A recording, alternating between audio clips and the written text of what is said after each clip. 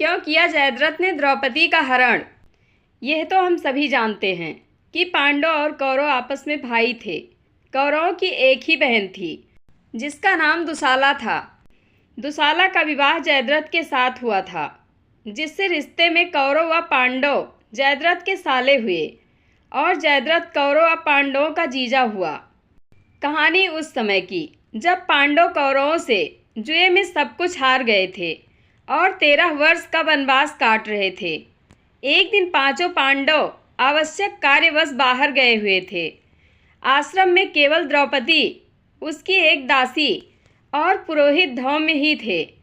उसी समय सिंधु देश का राजा जयद्रथ, जो विवाह की इच्छा से शल्य देश जा रहा था, उधर से निकला। अचानक आश्रम के द्वार पर खड़ी द्रौपदी पर उसकी दृष्टि पड़ी और वह उस पर मुग्ध हो उठा।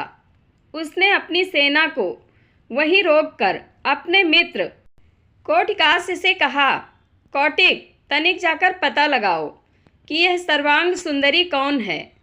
यदि वह स्त्री मुझे मिल जाए तो फिर मुझे विवाह के लिए शल्य देश जाने की क्या आवश्यकता है। मित्र की बात सुनकर कौटिकास्य द्रौपदी के पास पहुंचा और बोला, हे कल्याणी, आप कौन हैं? कहीं आप कोई अप्सरा या देवकन्या तो नहीं हैं? द्रौपदी ने उत्तर दिया, मैं जग विख्यात पांचों पांडवों की पत्नी द्रौपदी हूँ। मेरे पति अभी आने वाले हैं, अतः आप लोग उनका आतिथ्य सेवा स्वीकार करके यहाँ से प्रस्थान करें। आप लोगों से प्रार्थना है कि उनके आने तक आप लोग कुटी के बाहर विश्राम करें। मैं आप लोगों के भोजन का प्रबंध करती हूँ। कौटिकास्य ने जयद्रथ के पास जाकर द्रौपदी का परिचय दिया।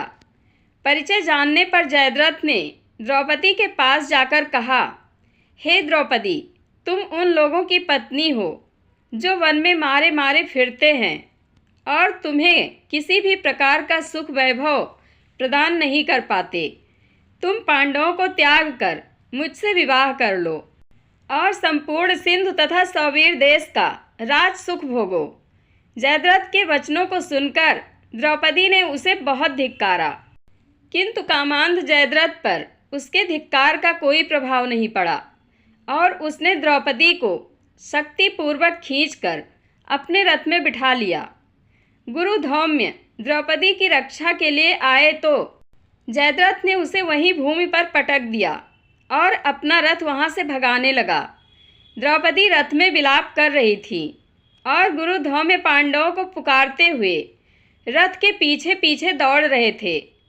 कुछ समय पश्चात जब पांडवगण वापस लौटे तो रोते कलपते दासी ने उन्हें सारा वृतांत कह सुनाया। सब कुछ जानने पर पांडवों ने जयद्रथ का पीछा किया और शीघ्र ही उसकी सेना सहित उसे घेर लिया। दोनों पक्षों में घोर युद्ध होने लगा। पांडवों के पराक्रम से जयद्रथ के सब भाई और कौटिकास्य मारे गए तथा उसकी सेना रणभूमि छोड़कर भाग निकली। सहदेव ने द्रौपदी सहित जयद्रथ के रथ पर अधिकार जमा लिया। जयद्रथ अपनी सेना को भागती देखकर स्वयं भी पैदल ही भागने लगा। सहदेव को छोड़कर शेष पांडव भागते हुए जयद्रथ का पीछा करने लगे। भीम तथा अर्जुन ने लपक कर जयद्रथ को आगे से घेर लिया और उसकी चोटी पकड़ ली। फिर क्रोध में आकर भीम ने उसे पृथ्वी पर पटक दिया और लात घूंसों से उसकी मरम्मत करने लगे। जब भीम की मार से जयद्रथ अधमरा हो गया तो अर्जुन ने कहा, भैया भीम, इसे प्राणहीन मत करो। इसे इसके कर्मों का दंड हमारे बड़े भाई युधिष्ठिर देंगे। अर्जुन के वचन सुनकर भीम ने जयद्रथ को युधिष्ठिर के सामने प्रस्तुत कर दिया। तब युधिष्ठिर ने कहा कि यह हमारी बहन दुशाला के पति हैं, इसलिए हम इनको मृत्युदंड नहीं दे सकते। साथ में द्रौपदी ने भी पांडवों को ऐसा करने से रोक दिया। द्रौपदी ने कहा कि जयद्रथ के सारे बाल काट दो और केवल 5 चोटियां छोड़ दो, ताकि यह किसी को मुंह दिखाने लायक नहीं रहे। जयद्रथ इस घटना के बाद पांडवों से बदला लेने की योजना बनाने लगा। वहां से वन में जाकर जयद्रथ ने भगवान शंकर की घोर तपस्या की। उसकी तपस्या से प्रसन्न होकर शंकर जी ने उसे वर मांगने के लिए कहा। इस पर जयद्रथ बोला, भगवान, मैं युद्ध में 5 पांडवों पर विजय प्राप्त करने का वर मांगता हूँ। इस पर भगवान शंकर ने अपनी असमर्थता प्रकट करते हुए जयद्रथ से कहा, हे जयद्रथ, पांडव अजेय हैं और ऐसा होना असंभव है। श्री कृष्ण नारायण के और अर्जुन नर के अवतार हैं। मैं अर्जुन को त्रिलोक विजय प्राप्त करने का वर एवं पशुपतास्त्र पहले ही प्रदान कर चुका हूँ। हाँ, तुम अर्जुन की अनुपस्थिति में एक बार शेष पांडवों को अवश्य पीछे हटा सकते हो।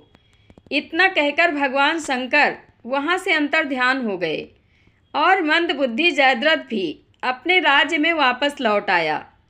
जय श्री कृष्णा। आप लोगों को कथा कैसी लगती है कमेंट बॉक्स में अपनी राय अवश्य दें। धन्यवाद।